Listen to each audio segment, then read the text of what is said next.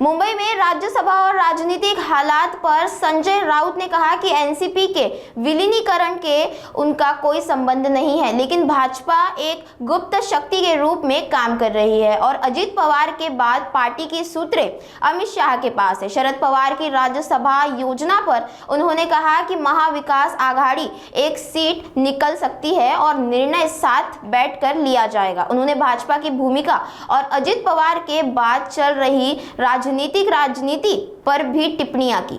आइए आगे और क्या कहा संजय राउत ने। हे बघा, तुम्ही वारंवार हे प्रश्न चुकीच्या पक्षांना विचारताय। राष्ट्रवादी काँग्रेसमधल्या अंतर्गत घडामोडीशी काँग्रेस शिवसेना यांचा काय संबंध आहे? फार तर भाजपचा असू शकतो, कारण भाजपा या सगळ्या राजकारणाची सूत्र हलवते। अदृश्य शक्ती, अदृश्य हात हे भाजपकडूनच येत असतात।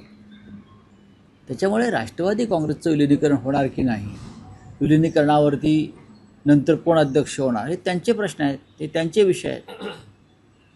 त्याच्यावरती आम्ही का बोलावं? सुप्रियाताई सुळे बोलू शकतील किंवा त्यांच्या पक्षाचे जयंतराव पाटील बोलतील, अजित पवारांच्या पक्षाचे नेते बोलतील, नरहर झिरवळ बोलतील, झिरवळ बोलू शकतील याच्यावरती। पण सुनेत्रा पवार यांनी मुंबईला येण्यापूर्वी, शपथविधीला येण्यापूर्वी पवारसाहेबांना फोन केला होता आशीर्वाद घेण्यासाठी वगैरे, रिस्पॉन्स मिळाला नाही, त्यामुळे ते इकडे आल्या आणि पवारसाहेबांनी दुसऱ्या दिवशी पत्रकार नाही, पण मी कसा काय तुम्हाला सांगू याच्यावर? पक्ष कोणाचा आहे? अजित पवार आणि शरद पवारांचा आहे ना। आम्ही का बोलावं आणि कशाकरता बोलावं आणि त्यातून महाराष्ट्राला काय मिळणार, जनतेला काय मिळणार? काही मिळणार नाही। एप्रिल महिन्यामध्ये राज्यसभेच्या अनेक जागा सर आता रिकामी होत आहेत। जर गणित बघितली तर महाविकास आघाडीतले तुम्ही जे 3 पक्ष आहात, एखादीच जागा येऊ शकते। काँग्रेस आणि शिवसेनेचं काय मत आहे? शरद पवार पुन्हा राज्यसभेवर यावेत का? शरद पवारांना हा प्रश्न आपण का विचारला नाही? बघा, शरद पवार हे एक धुरंधर राजकारणी आहेत, संसदपटू आहे। 3 पक्ष मिळून एक जागा जाईल आणि 3ही पक्षांचे लोक निवृत्त होत आहेत। राष्ट्रवादी काँग्रेसतर्फे शरद पवार आणि फौजिया खान निवृत्त होत आहेत, काँग्रेसकडून रजनीताई पाटील निवृत्त होत आहेत, शिवसेनेकडून प्रियांका चतुर्वेदी निवृत्त होत आहेत। आम्ही 3 पक्ष एकत्र बसू आणि निर्णय घेऊ। मध्यंतरी माझी शरद पवार साहेबांशी चर्चा झाली, त्यांना मी या विषयावरती त्यांचं मत विचारलं, तेव्हा त्यांनी मला सांगितलं की मी राज्यसभेसाठी ही निवडणूक पुन्हा लढवणार आहे, हे त्यांनी मला सांगितलं। आता या 3 पक्षामध्ये चर्चा होईल। शरद पवार हे ज्येष्ठ नेते आहेत, 60 वर्षापेक्षा जास्त काळ त्यांना संसदीय कार्याचा अनुभव आहे। त्याच्यामुळे जर शरद पवार साहेबांनी ही भूमिका व्यक्त केली आहे आणि ही भूमिका त्यांनी काँग्रेसलाही सांगितलेली आहे, त्याच्यामुळे आता महाविकास आघाडीमध्ये या विषयावर चर्चा होईल। कधी तुम्ही एकत्र बैठक घेऊ शकता या संदर्भात? तुम्ही असं म्हणाल की मध्यंतरी चर्चा झाली, पण अलीकडच्या ज्या सगळ्या राजकीय घटना, विशेषतः अजित पवारांचं अपघाती निधन आणि त्यानंतर राष्ट्रवादी विलीनीकरणाची चर्चा, आताही शरद पवारांचं हे मत आहे का? नाही, जर 2 पक्षाचं विलीनीकरण झालं तुम्ही म्हणता त्याप्रमाणे, तर पाहावं लागेल, मग निर्णय, मग त्यानंतर भूमिका बदलू शकतात। विलीनीकरण झालं, पण मला विलीनीकरण होईल असं वाटत नाही। झालं तर आनंद आहे। शरद पवारांना 45-50 मतं ही त्यांची स्वतःची होतील, कदाचित त्या काय निर्णय होतील 2 विलीनीकरण झाल्यावर नेत्यांचे मी सांगू शकत नाही, पण महाविकास आघाडीकडे आत्ता या क्षणी एक उमेदवार पाठवण्याइतकी संख्याबळ आहे। पण राऊत साहेब, तुम्ही म्हणालात की शरद पवारांची इच्छा आहे राज्यसभेवर परत येण्याची, तुमच्याशी जी चर्चा झाली, आणि आता समजा जर विलीनीकरण झालं तर मग काही सांगता येत नाही, यात अर्थ काय नेमका आहे?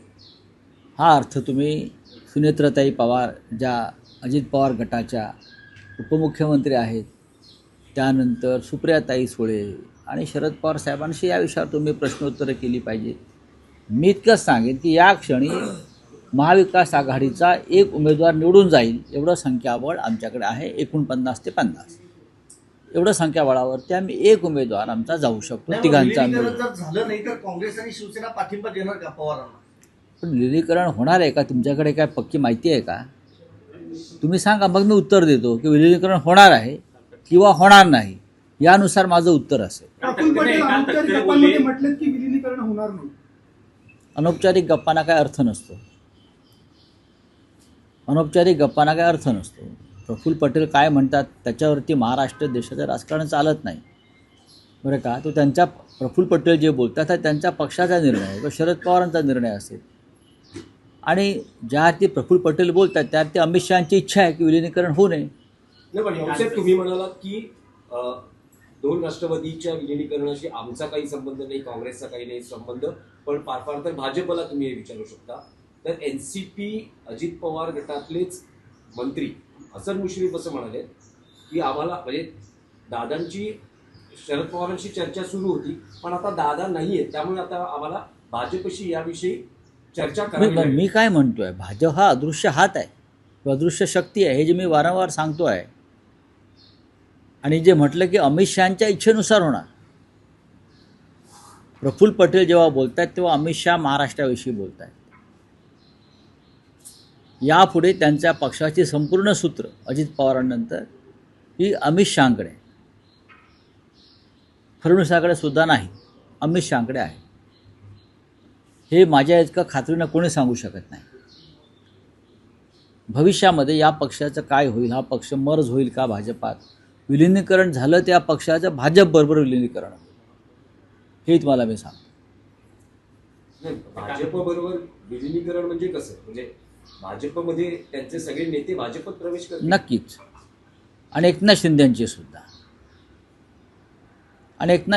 सुद्धा, जसं युनायटेड स्टेट ऑफ अमेरिका आहे तसं युनायटेड नेशन ऑफ भाजपा होणार. काल तटकरे म्हणाले की अजून विलीनीकरणाचा प्रस्ताव आलेला नाही, आला तर आम्ही विचार करू. बघा, अजित पवारांनंतर त्यांच्या पक्षाला 10 तोंड फुटलेली आहेत. अजित पवार हा एक खांबी तंबू होता, तो तंबू कोसळलेला आहे. त्याच्यामुळे त्या तंबूतले उंट, घोडे, बैल, गाढवं, बरं काय सगळे धावाधाव चालू आहे त्या तंबूतले. कोण काय बोलते, कोण काय ओरडते त्याकडे लक्ष द्यायची गरज नाही. नाही, पण त्यातले काही प्रमुख नेते म्हणजे तटकरे आणि प्रफुल्ल पटेल असं म्हणतात की आम्हाला या प्रकरणात जाणीवपूर्वक टार्गेट केलं जातं. कोणी टार्गेट केलं? कोणी केलं? विरोधी पक्षाने केल्याचे दिसत नाही. ज्या कुटुंबातला कर्ता पुरुष म्हणजे अजित पवार हे संशयास्पदरित्या मृत्यू पावले, त्या कुटुंबातून हे हल्ले होत आहेत आणि समोर पुरावे दिलेले आहेत. जेव्हा माणूस पुराव्यासह बोलतो तेव्हा पुराव्यानं उत्तर द्यायचं असतं. आम्हाला टार्गेट, आता मोदी म्हणतात मला टार्गेट करतात. देशाचे 12 वर्ष प्रधानमंत्री आहेत, तुम्हाला कोण टार्गेट करेल?